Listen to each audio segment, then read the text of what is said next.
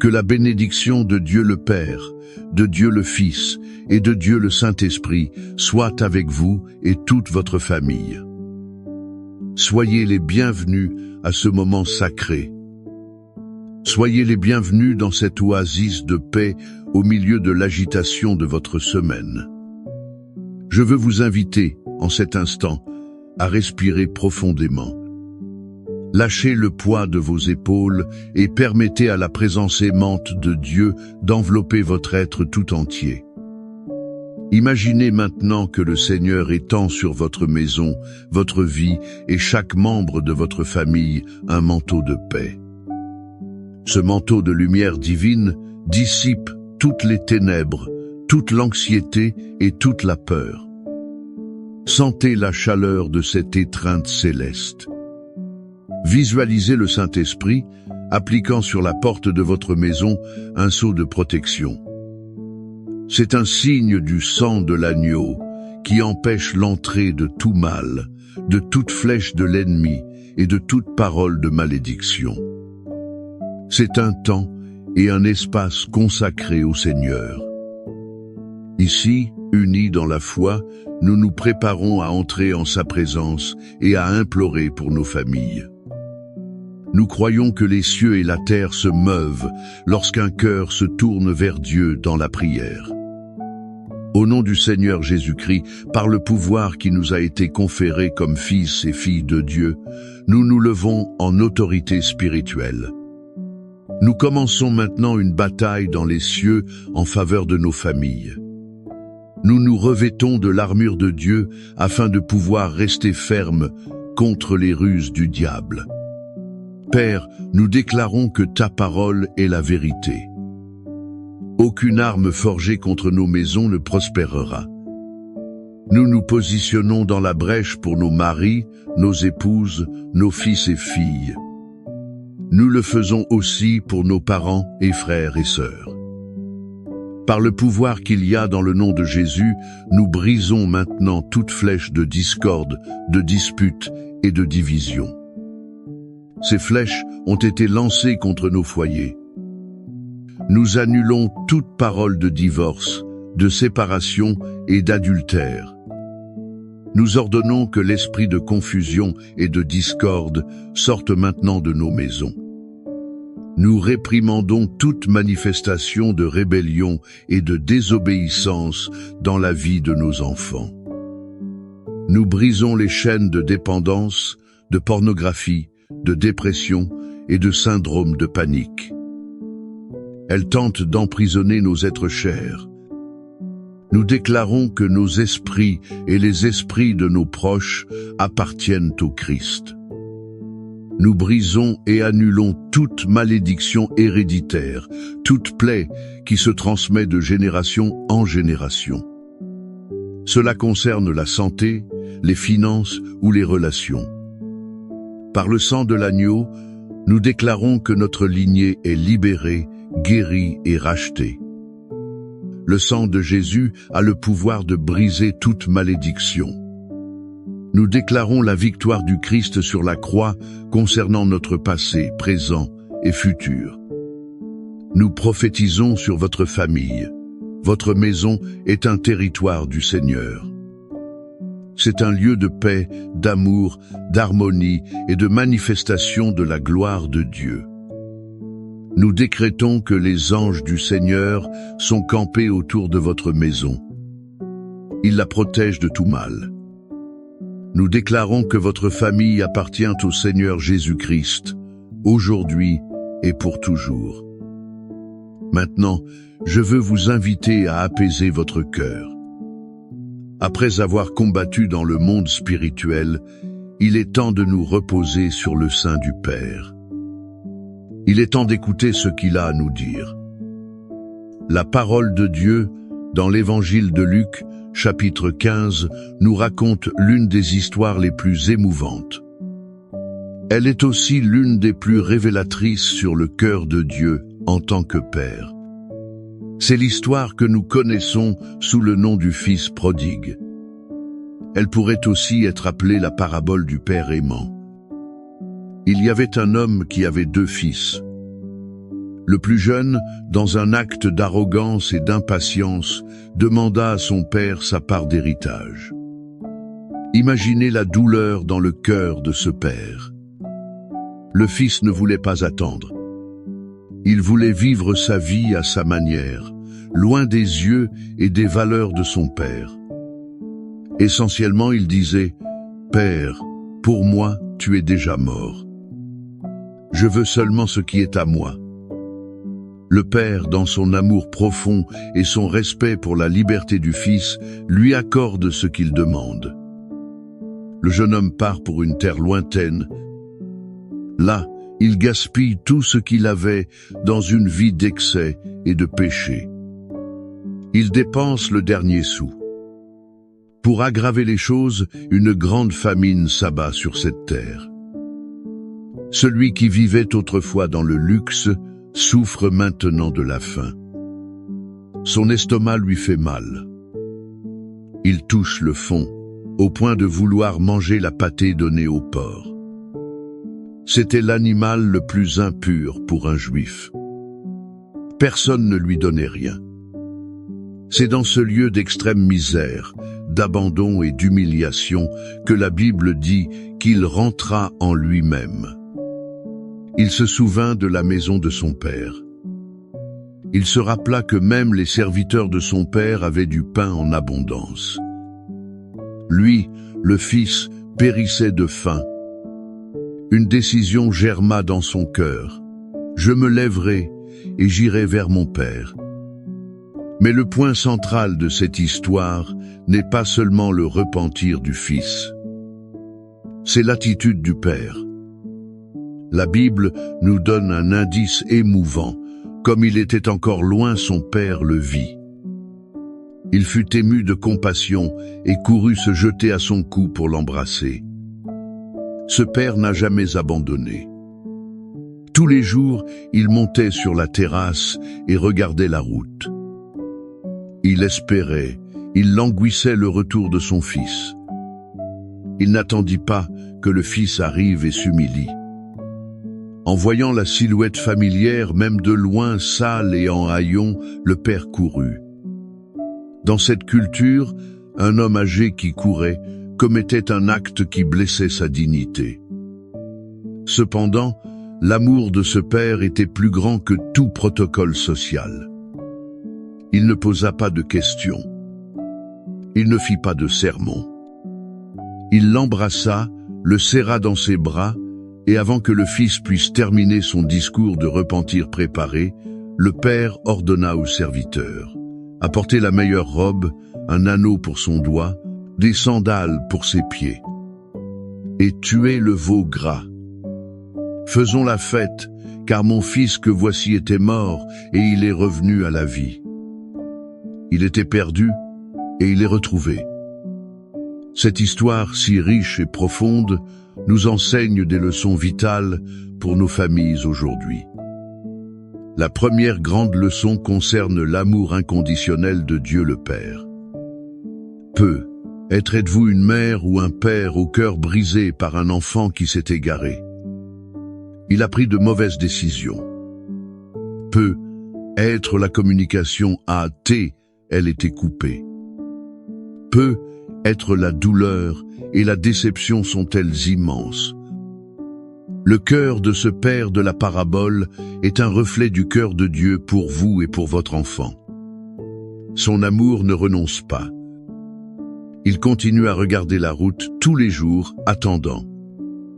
Son amour ne se fonde pas sur notre mérite, mais sur son essence. Ne perdez pas espoir.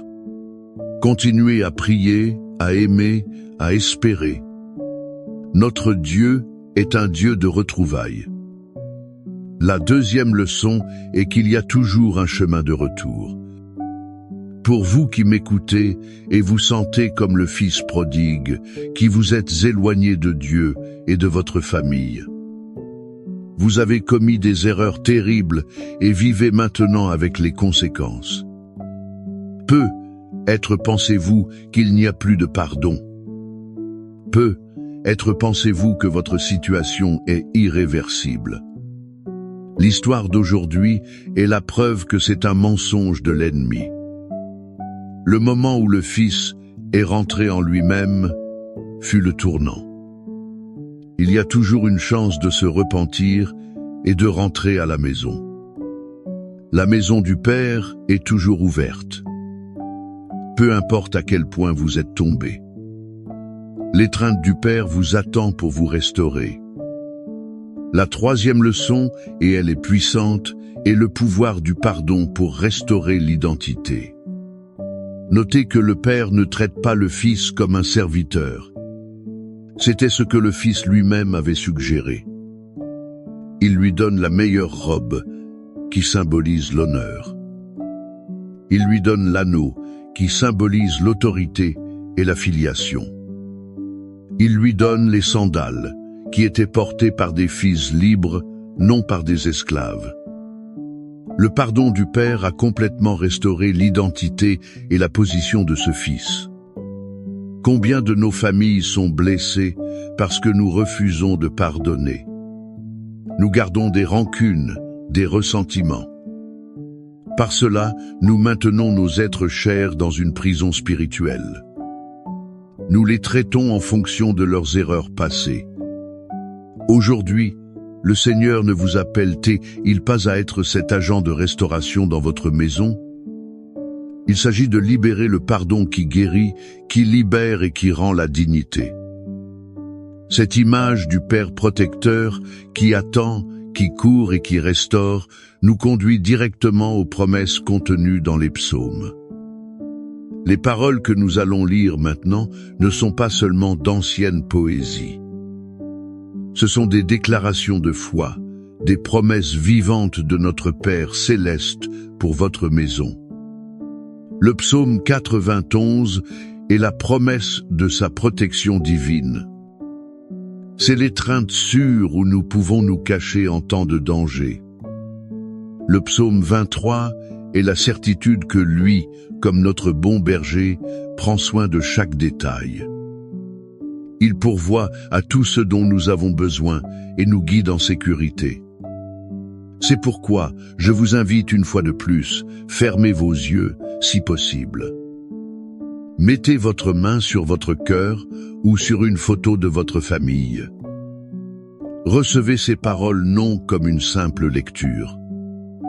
Considérez-les plutôt comme une prière puissante, une prophétie de bénédiction sur votre vie. Recevez la parole de Dieu. Celui qui demeure sous l'abri du Très-Haut repose à l'ombre du Tout-Puissant. Je dirai de l'Éternel, il est mon Dieu, mon refuge, ma forteresse, en qui je me confie. Car c'est lui qui te délivre du filet de l'oiseleur et de la peste pernicieuse. Il te couvrira de ses plumes et tu trouveras un refuge sous ses ailes. Sa fidélité est un bouclier et une cuirasse. Tu ne craindras ni les terreurs de la nuit, ni la flèche qui vole de jour. Tu ne craindras ni la peste qui marche dans les ténèbres, ni la contagion qui frappe en plein midi. 1000 tomberont à ton côté, et 10 000 à ta droite, mais cela ne t'atteindra pas. De tes yeux seulement tu regarderas, et tu verras la rétribution des méchants. Car tu es mon refuge éternel. Tu as fait du Très-Haut ta demeure. Aucun mal ne t'arrivera. Aucune calamité n'approchera de ta tente. Car il ordonnera à ses anges de te garder dans toutes tes voies. Ils te porteront sur leurs mains, de peur que ton pied ne heurte une pierre. Tu marcheras sur le lion et sur la spique.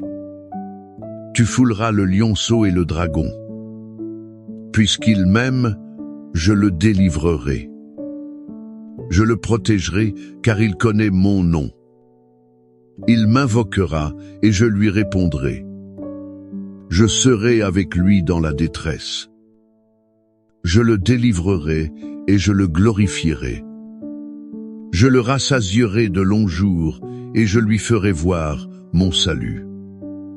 Père bien-aimé, Père de la parabole, Père d'amour inconditionnel, nous nous approchons de toi, émus par tout ce que nous avons entendu et aimé. Nous présentons devant ton autel chaque famille connectée à cette prière. Seigneur, nous prions en premier lieu pour chaque fils et chaque fille qui, comme le fils prodigue, s'est éloigné de sa maison. Il s'est aussi éloigné de toi. Où qu'il soit, Père, nous demandons que ton Esprit Saint les visite maintenant. Qu'ils rentrent en eux-mêmes, qu'ils regrettent la maison du Père, qu'ils trouvent la force et le courage de revenir. Brise tout orgueil, toute honte. Envoie, Seigneur, des personnes sur leur chemin pour leur montrer la direction du retour. Pour les pères et mères qui attendent, renouvelle la foi, renouvelle l'espérance. Remplis leur cœur de paix. Nous implorons la restauration des mariages. Seigneur, là où l'amour s'est refroidi, où la communication a été brisée, où la trahison a causé de profondes blessures, nous demandons ton baume de guérison. Que le pardon qui a jailli du cœur du Père de la parabole coule aussi entre les couples. Restaure l'alliance, la camaraderie, la romance, l'unité de but. Nous réprimandons l'esprit de divorce. Nous déclarons que ce que Dieu a uni, l'homme ne le sépare pas. Nous prions pour l'harmonie entre parents et enfants, entre frères et sœurs. Là où il y a dispute, ressentiment, paroles dures prononcées, que ton esprit de paix vienne et apporte la réconciliation. Que notre maison soit un lieu où la grâce prévaut sur le jugement. Confiante en la promesse du psaume 23, qui dit que le Seigneur est notre berger et que rien ne nous manquera, nous te confions les finances de chaque famille. Ouvre les portes de la provision, Seigneur. Réprimande l'esprit dévorateur. Multiplie les ressources entre nos mains. Donne-nous la sagesse de gérer ce que nous avons. Donne-nous un cœur généreux pour partager. Que le pain ne manque jamais à notre table, ni la paix dans notre cœur. Et enfin, Père, nous étendons notre foi pour la guérison physique et émotionnelle. Là où il y a maladie dans le corps, que ton pouvoir guérisseur se manifeste. Là où il y a dépression, anxiété, peur, que ta paix, qui surpasse toute intelligence, inonde l'âme. Guéris les souvenirs douloureux, les traumatismes du passé. Renouvelle les forces de chacun. Je vous invite maintenant, avec toute votre foi, à écrire le nom de votre famille ou votre demande spécifique dans les commentaires. Ce n'est pas seulement un commentaire. C'est un acte de foi, un mémorial devant Dieu. Unissons notre foi en tant que communauté et croyons ensemble au miracle dont votre famille a besoin. Que le Seigneur vous bénisse et vous garde. Que le Seigneur fasse luire sa face sur vous et qu'il ait compassion de vous. Que le Seigneur lève sa face sur vous et vous donne la paix. Que la protection du Père, l'amour du Fils et la consolation du Saint-Esprit soient sur votre vie, votre maison et toute votre famille, aujourd'hui et pour toujours. Et que la certitude d'avoir un Père qui vous attend les bras ouverts soutienne votre foi en tout temps. Recevez cette bénédiction au nom de Jésus. Amen.